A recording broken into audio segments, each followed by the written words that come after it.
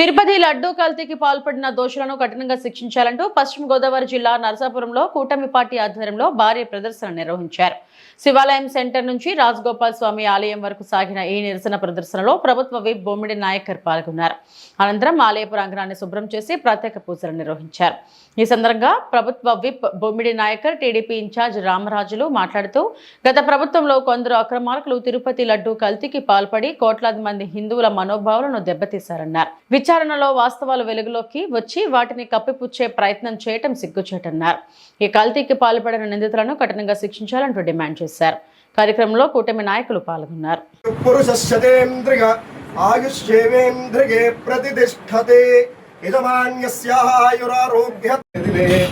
అకాల మృత్యుహరణం సర్వవ్యాధి నివారణం సమస్త పాపక్షేకరం శ్రీ రుక్మిణీ సత్యభామ సపరివార సమేత శ్రీ రాజ. ఏదైతే కల్తీ నెయ్యి కోసం వాళ్ళందరూ కూడా ఏదో ఘనకార్యం చేసినట్టు మళ్ళీ ప్రెస్ మీట్ పెట్టి నిన్న మీటింగ్ ర్యాలీ పెట్టి ఏదో మాట్లాడారంట 2 రోజుల కింద. ఇక్కడ గత ప్రతిపక్ష గతంలో శాసనసభ్యులు ప్రసాద్ రాజు గారు కూడా అంటే మీరు ఒక్కటి ఏ ఘనకార్యం చేశారు చెప్పండి. మీరు అంటే హిందువుల యొక్క మనోభావాలు దెబ్బతీశారా లేదా మీరు చేసింది? అది మీకు ఏమన్నా గౌరవంగా ఉందో కార్యక్రమం మీరు చెప్పాలి. మీరు కానీ మీ నాయకులు కానీ దానికి సమాధానం చెప్పాల్సిన అవసరం ఉంది. అంటే హిందువులు ఇప్పుడు మీరు కూడా చాలా సందర్భాలు ఇక్కడ ఉన్న ప్రజలను కూడా మీరు తిరుపతి మీరు తీసుకెళ్ళిన సందర్భాలు ఉన్నాయి. మీరు కూడా చాలామందిని అక్కడ అపవిత్రం జరగడం వాస్తవం కాదా? మీరు ఏ రకంగా ప్రెస్ మీట్ పెట్టి మీరు దాన్ని మళ్ళీ ఏదో మేము మంచి చేసాం ప్రజలకన్నా మాట్లాడటం కూడా చాలా విడ్డూరం. అది మేము ఒకటే తెలియజేస్తున్నాం. మేము ఇవాళ ఎన్డీఏ కూటమి ద్వారా ఏదైతే తెలుగుదేశం పార్టీ కానీ జనసేన పార్టీ కానీ బీజేపీ పార్టీలు 3 పార్టీల కూటమితో మేము ప్రయాణం చేస్తున్నామో పూర్తిగా ప్రజల పక్షాన ప్రజల సమస్యల కోసం అభివృద్ధి కోసం మేము పనిచేస్తున్నాం తప్ప కానీ మీ ప్రభుత్వం లాగా ఏదైతే కక్ష సాధింపులు ఉన్నాయో కేసులు పెట్టే ధోరణి మేము చేయట్లేదు. మేము పూర్తిగా నియోజకవర్గ అభివృద్ధి అవ్వచ్చు లేదంటే ఏదైనా సరే ప్రజల కోసం మేము చేయడానికి సిద్ధంగా ఉన్నామని చెప్పి ఈ సందర్భంగా తెలియజేస్తున్నామా. మీ అవసరమైతే మీకు కూడా ఇంకో విషయం తెలియజేస్తున్నాం. ఒకటే మీరు ప్రతిపక్షంలో ఉన్నారు. మీరు ఏదైతే మేము ఏదైనా తప్పుదాలు చేస్తే కనుక మీరు ప్రజల పక్షాన నుండి మీరు పోరాటాలు చేయండి. అవసరమైతే మేము కూడా మీరు తీసుకుంటే ఏదైనా ఇష్యూస్ ఉంటాయి దాంట్లో మంచి ఏదైనా ఉంటే మేము కూడా తీసుకుంటాం. ప్రజలకు ఏది న్యాయం చేయాలో చేస్తాం తప్ప కానీ మీరు పనికిరాని కార్యక్రమాలు లేదా పనికిరాని పనులు చేసి మీరు దాన్ని కప్పుపుచ్చుగా ఉంటే కనుక ఏదైతే అంబటి రాంబాబుకి ప్రజలు ఏ రకంగా గుణపాఠం చెప్పారో చూశారు మనం. అది కార్యకర్తలు కాదు ప్రజలు ఇచ్చిన తీర్పు అది. అదేవిధంగా ప్రతి ఒక్క కార్యకర్తకు కూడా ప్రతి ఒక్క నాయకుడు కూడా జరిగే విధంగా ఉంటుందని చెప్పి ఈ సందర్భంగా మేము తెలియజేస్తున్నాం. మేము భారతీయ ప్రజలు కానీ హిందూ సోదరులు కానీ తిరుపతి వెంకటేశ్వర స్వామిని పవిత్రంగా కొలుచుకునే ప్రతి ఒక్కరూ కూడా ఆలోచన చేయవలసింది. ఇవాళ ఏదైతే లడ్డు ఉందో చాలా పవిత్రమైనది మనందరికీ కూడా. అది అలాంటి పవిత్రమైన లడ్డూని వివిధ రసాయనిక కెమికల్స్ తోటి తయారు చేసి మరి హిందువుల యొక్క మనోభావాలు దెబ్బతీసంగా మరి వారు చేయడం కూడా చాలా దురదృష్టకరం. అంటే వారు చేసిన తప్పును ఒప్పుకోలేక అంటే మీరేదో మా మీద నిందలేశారు అని చెప్తున్నారో తప్ప కానీ అసత్యాన్ని సత్యంగా తీర్చే పద్ధతిని. ఎందుకంటే గతం 5 సంవత్సరాలు కూడా వైఎస్ఆర్ ప్రభుత్వం చేసింది ప్రతి విషయంలో కూడా డైవర్ట్ పాలిటిక్స్. ఏదైనా ఇష్యూ ఉంటే కనుక ఆ ఇష్యూని డైవర్ట్ చేసి వేరే ఇష్యూని పైకి తెర మీద తీసుకొచ్చే విధంగా ఆ రోజు పాలిటిక్స్ చేసుకున్నారు. మరి ఈ రోజున ఏదైతే కల్తీ ఒక నెయ్యి విషయంలో కూడా వారు చేసిన తప్పుని ఒప్పుకోకుండా మరి చూడండి అంబటి రాంబాబుని లేకపోతే జోగి రమేష్ని రోడ్డు మీద ఎక్కించి ఏ రకంగా యూటర్న్ డైవర్ట్ పాలసీకి చేస్తున్నారో మనందరూ కూడా చూసుకోవాలి. అంటే వీరి వలన గతంలో కూడా ఆ రోజున ఆంధ్ర రాష్ట్ర ప్రజలకు లా అండ్ ఆర్డర్ దెబ్బతీసే విధంగా ఆ రోజున పరిపాలన చేశారు వారు. మరి ఈ రోజున కూడా చూస్తున్నాం ఈ ఎన్డీఏ కూటమి అధికారంలోకి వచ్చిన తర్వాత కూడా ఏదైతే లా అండ్ ఆర్డర్కి ప్రజల యొక్క మనోభావాలకి ప్రజల యొక్క ప్రాణ రక్షణలకి ఏ మాత్రం అంతరాయం కలిగినా సరే ఈ ఎన్డీఏ కూటమి ప్రభుత్వం ఏ చర్యకు తీసుకునే విధంగా మేము ముందుకు వెళ్ళే విధంగానే మేము ఉంటామని చెప్పి ఈ సందర్భంగా మేము తెలియజేస్తున్నాం. మరి గతంలో చూడండి ఆ రోజున కల్తీని తెర మీదకి వచ్చినప్పుడు ఆ వాస్తవాలు తెలిసినప్పుడు మరి ఆ రోజున ఉప ముఖ్యమంత్రిగా ఉన్నటువంటి పవన్ కళ్యాణ్ గారు మరి ఏదైతే ఒక దీక్ష చేసి ప్రాశ్చిత్య దీక్ష చేసి మరి అక్కడ ఏదైతే మందిర టెంపుల్స్ దేవాలయాల్లో కూడా అక్కడ శుద్ధి చేసిన పరిస్థితి. అంటే మీకు ఎక్కడా కూడా ఏ రకమైన మీకు తప్పు తెలియట్లేదు, మీలో పశ్చాత్తాపం మీలో ఎక్కడా లేదు. తప్పు చేసిన దాన్ని కప్పిపుచ్చుకునే విధంగా కూడా మీరందరూ కూడా ఆడుతున్న చర్య ఇది కరెక్ట్ కాదని చెప్పి ఈ సందర్భంగా మేము తెలియజేస్తున్నాం. మేము దాదాపు మీ 5 సంవత్సరాల్లో కూడా 1,61,00,000 టన్నుల నెయ్యిని మీరు సప్లై చేస్తే దాదాపు 60 లక్షల టన్నుల నెయ్యిని మీరు కల్తీ చేసి హిందువుల మనోభావాలు దెబ్బతీసే విధంగా కూడా మీ ప్రభుత్వం ముందుకు వచ్చిందని చెప్పి ఈ సందర్భంగా మేము తెలియజేస్తున్నాం. మేము దయచేసి అర్థం చేసుకోవాల్సిన అవసరం ఉంది. ప్రజలు కూడా, ప్రతి ఒక్క భారతీయుడు కూడా, ప్రతి ఒక్క ఆంధ్ర రాష్ట్ర పౌరుడు కూడా ఏదైతే ఈ దుశ్చర్యని మరి వైఎస్ఆర్ ప్రభుత్వం ఏ రకంగా సానుకూలంగా తెలియజేస్తుందో దాన్ని ప్రతి ఒక్కరు కూడా తిప్పికొట్టే విధంగానే మీరందరూ కూడా వారికి సరైన బుద్ధి చెప్పే విధంగానే ప్రభుత్వాలే కాదు ప్రజలు కూడా ముందుకు రావాల్సిన అవసరం ఉంది. ఇలాంటి కార్యక్రమాలకి, ఇలాంటి చర్యలకి ప్రజల్లో కూడా ఒక అవేర్నెస్ రావాల్సిన అవసరం ఉంది. ప్రతి ఒక్క ప్రజలందరూ కూడా ముందుకు వచ్చి వారికి సరైన బుద్ధి చెప్పాలని చెప్పి ఈ సందర్భంగా మేము తెలియజేస్తున్నాం. మేము ఇప్పుడు ఎన్డీఏ కూటమి ప్రభుత్వం అధికారంలోకి వచ్చింది 2024లో. ప్రజల యొక్క సహకారంతో ప్రజలకు అండగా ఉండవలసిన అవసరం ఉంది. మాకు ప్రజలకు లా అండ్ ఆర్డర్ కానీ, ప్రజల యొక్క ప్రాణ రక్షణకు కానీ మేము పూర్తిగా ఎన్డీఏ కూటమి పూర్తిగా అన్ని రకాలు కూడా మేము సహకరిస్తాం.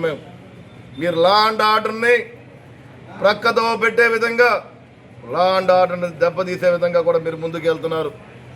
మరి నిన్న 2 రోజుల కింద చూడండి, అంబటి రాంబాబు గతంలో నువ్వు అధికారంలో ఉన్నప్పుడు ఏ రకమైన పదజాలంతో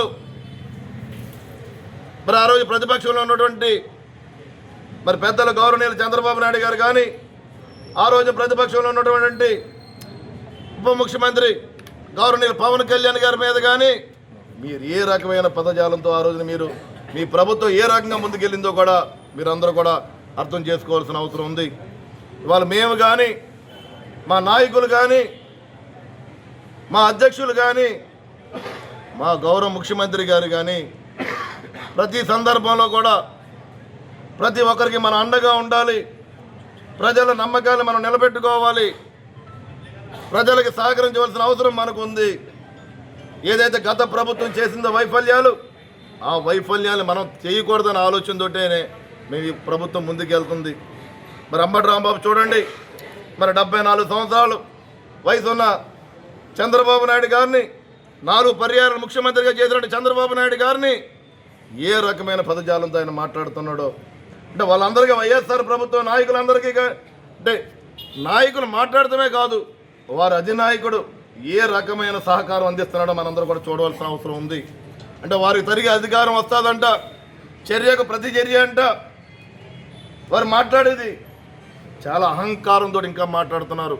ప్రజలు గత ప్రభుత్వంలో మీరు చేసిన వైఫల్యాలు కానీ, మీరు చేసిన విధ్వంసాలు కానీ, మీరు చేసిన అరాచకాలని కూడా చూసి మీకు దాదాపు 11 సీట్లకు మాత్రమే మనం ఇంట్లో కూర్చుని పెట్టే సందర్భం మీరు మర్చిపోకుండా అని చెప్పి ఈ సందర్భంగా నేను తెలియజేస్తున్నాను. మీరు ఇదే కనుక కంటిన్యూ అవుతే కనుక రాబోయే ఏదైతే 2029 ఎలక్షన్స్ వస్తాయో ఆ ఎలక్షన్స్లో మీకు ఈ రోజు 11 సీట్లు మాత్రం వచ్చినాయి. ఆ రోజున ఇంకో పక్క ఒకటి కూడా తీసేసి 1 సీటుకి మాత్రమే మళ్ళీ ఇంట్లో కూర్చే పరిస్థితి వస్తుందని చెప్పి ఈ సందర్భంగా తెలియజేస్తున్నాను. నేను ప్రతి ఒక్క వైసీపీ కార్యకర్తకు కానీ, ప్రతి ఒక్క వైసీపీ నాయకుడికి కానీ మేము తెలియజేసేది ఒకటే, మీరు మాట్లాడే విధానం గౌరవంగా మాట్లాడండి. మీరు విమర్శన చేస్తే ప్రజల పక్షాన విమర్శన చేయండి. ఈ కూటమి నాయకులు ఎవరైనా తప్పు చేస్తే కనుక వారిని ఖండించే విధంగా మీరు చేయాలి తప్ప కానీ వ్యక్తిగత దోషంలోకి వెళ్ళి మీరు ఇష్టానుసారంగా పదజాలంతో మాట్లాడితే కనుక ఒక్కొక్కడు నాలుక కట్ చేసే విధంగా మా కూటమి ప్రభుత్వం ముందుకెళ్తుందని చెప్పి ఈ సందర్భంగా మేము తెలియజేస్తున్నామే. అంబటి రాంబాబు అవ్వచ్చు, జోగి రమేష్ అవ్వచ్చు, కొడాలి నాని అవ్వచ్చు, ఎవడైనా సరే, ఏ నాయకుడైనా సరే మీరు ఒళ్ళు దగ్గర పెట్టుకుని మాట్లాడాలని చెప్పి ఈ సందర్భంగా తెలియజేసుకుంటూ, ఏదైతే కల్తీ నెయ్యి ద్వారా ఈ హిందువుల మనోభావాలు దెబ్బతీసే విధంగా ఈ గత ప్రభుత్వం ఏ రకంగా ముందుకెళ్ళిందో మరి దానిలో భాగంగా ఈరోజు కూటమి నాయకులు ప్రతి ఒక్కరూ కూడా మరి ఈ కార్యక్రమం జయప్రదం చేసే విధంగా మరి గౌరవనీయులు పెద్దలు రామరాజు గారు కానీ, తెలుగుదేశం పార్టీ నుంచి మరి బీజేపీ నాయకులు కానీ, ఈ జనసేన పార్టీ నాయకులు కానీ మేమందరం కూడా మరి ఏదైతే శివాలయం కానీ అదేవిధంగా ఇక్కడ ఉన్నటువంటి రాజగోపాల స్వామి గుడి దగ్గరకు వచ్చి ఇక్కడ మా ఏదైతే మా సమస్య ఉందో ఆ సమస్యని మరి దేవుడికి చెప్పుకునే విధంగా మరి దేవాలయాన్ని కూడా శుద్ధి చేసే విధంగానే మేము ఇక్కడికి వచ్చి ఈ కార్యక్రమాన్ని అపవిత్రం జరిగింది కానీ దాన్ని పవిత్రం చేసే విధంగా కూడా మేము ముందుకు వెళ్తున్నాం. మేమందరూ కూడా ప్రజలకు అండగా ఉండే విధంగానే ప్రజల సమస్యల కోసం మేము నిరంతరం మేము మా అధినాయకుల నేతృత్వంలో నియోజకవర్గాన్ని అభివృద్ధి భాగంలో ముందుకు వెళ్ళే విధంగా రాష్ట్రాన్ని మంచి ఆ రోజున జగన్మోహన్ రెడ్డి ప్రభుత్వంలో కల్తీ నెయ్యితోటి లడ్డు తయారు చేసి వెంకటేశ్వర స్వామి ప్రసాదాన్ని అపవిత్రం చేసినటువంటి దుర్మార్గుల్ని శిక్షించాలని కోరుతూ నర్సాపురం శివాలయం సెంటర్ నుంచి ర్యాలీగా రాజగోపాల స్వామి గుడి వరకు కూడా రావడం జరిగింది. మన శాసనసభ్యులు నాయకర్ గారి ఆధ్వర్యంలో మేము అందరూ కూడా రావడం జరిగింది. ముఖ్యంగా తిరుపతి లడ్డు అంటే అది ప్రపంచ స్థాయిలో భారతదేశమే కాదు ప్రపంచంలో ఉన్న వాళ్ళు హిందూ మతస్థులందరూ కూడా ఎంతో పవిత్రంగా భావించేటువంటి ప్రసాదం అది. అలాంటి ప్రసాదాన్ని భోలే బాబా అని ఒక కంపెనీకి జగన్మోహన్ రెడ్డి ప్రభుత్వంలో ఒక కాంట్రాక్ట్ ఇచ్చి ఆ భోలే బాబా అన్నవాడు ఎక్కడ కేజీ నెయ్యి కొనకుండా 68 లక్షల లీటర్ల